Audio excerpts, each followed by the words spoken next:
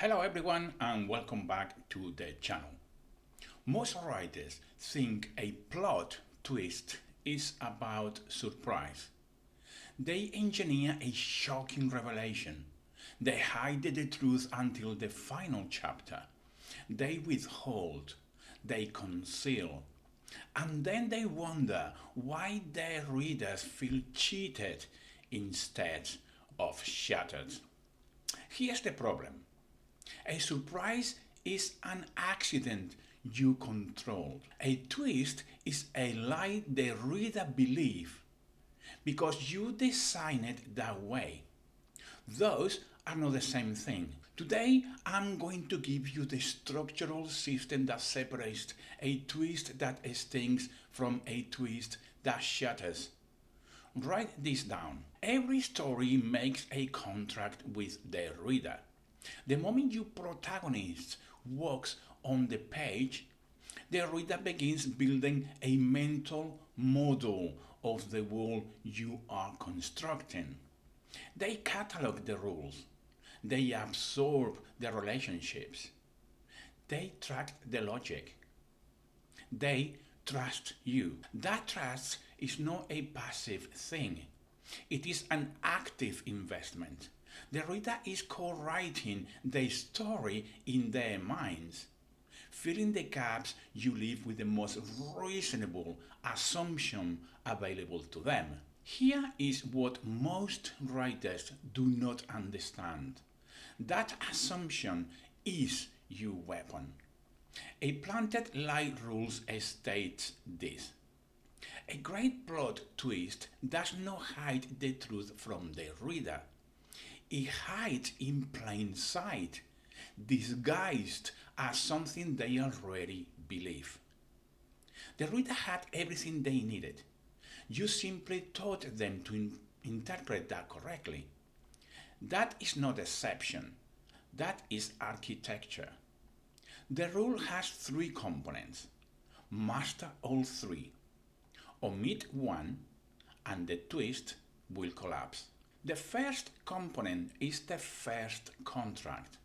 Before you plant a lie, you must establish what the reader will believe instead.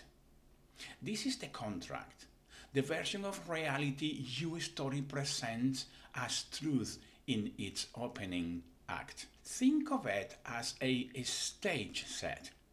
Everything the reader sees has been arranged deliberately. The furniture is positioned. The lighting is chosen. The exits are hidden. In Gone Girl, for example, the first contract is very simple. A marriage, a missing wife, a grieving husband.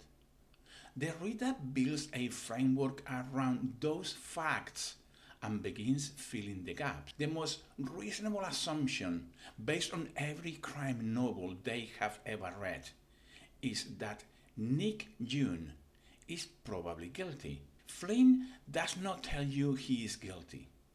She simply designs the stage so that your own psychology reaches that conclusion for her. Your first contract is the lie you tell by omission. Structure your opening act to make one interpretation feel inevitable. The reader must arrive at the wrong conclusion entirely on their own. That is the mechanism. If you push them there, if the story tells them what to think, the twist will feel manipulative rather than earned. Now stop for a moment. I want you to think about the last twist you read that genuinely unsettled you. Not surprise you, unsettle you. The kind that made you go back and reread the first chapter to find what you missed. What you were searching for is part 2. The evidence trail.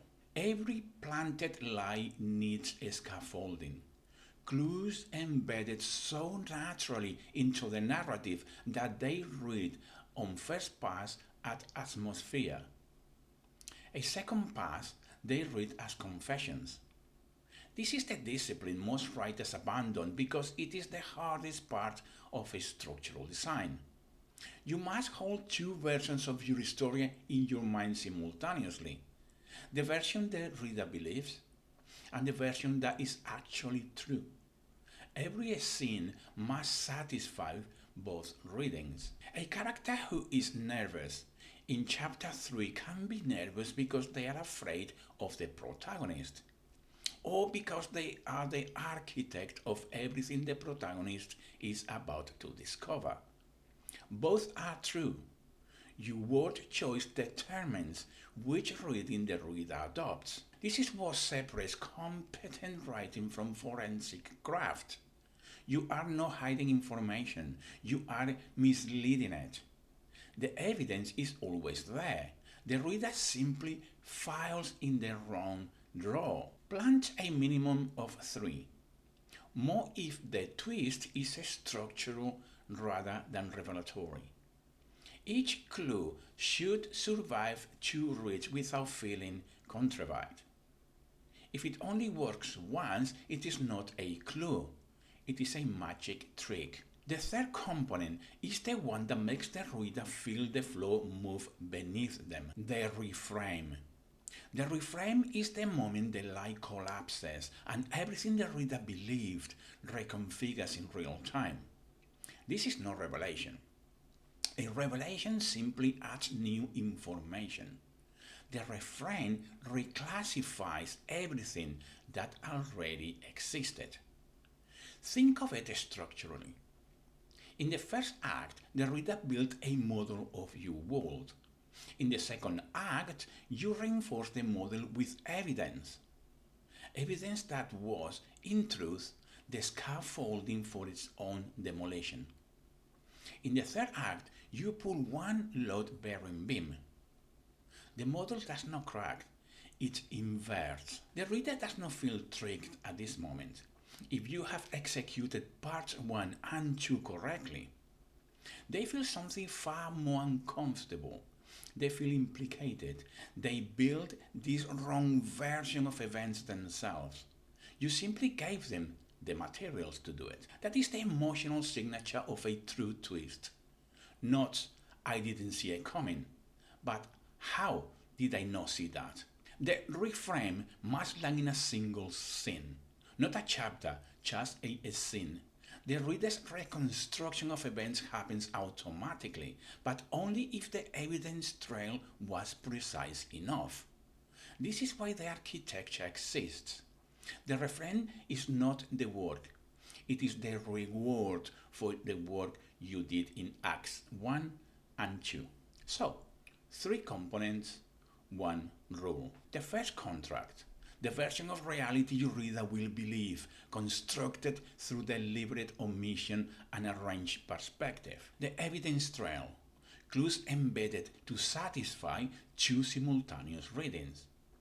Mislabeled, not hidden, always there, always filing on the wrong drawer. The reframe, a single scene that does not add information but inverts the entire architecture the reader constructed. If your twist requires the reader to accept information they were never given, it is not a twist. If your twist works because you withheld a fact arbitrarily, it is not a twist. It is a surprise. Neither is what you are building here. What you are building is a trap, one the reader walks into of their own volition, one they will admire even as it closes around them. That is the planted lie rule. That is the only structural system worth learning. So there you have it. If you want to see this rule in action, dissected at the structural level, look at the 7 autopsy on this channel. John Doe is not a twist villain in the conventional sense. He is a planted lie with legs. Study him, then come back here and build your own. If this lesson reshaped how you think about plot architecture, please like, comment and subscribe, and I will see you on the next weekly upload. Until then, my friends, take great care.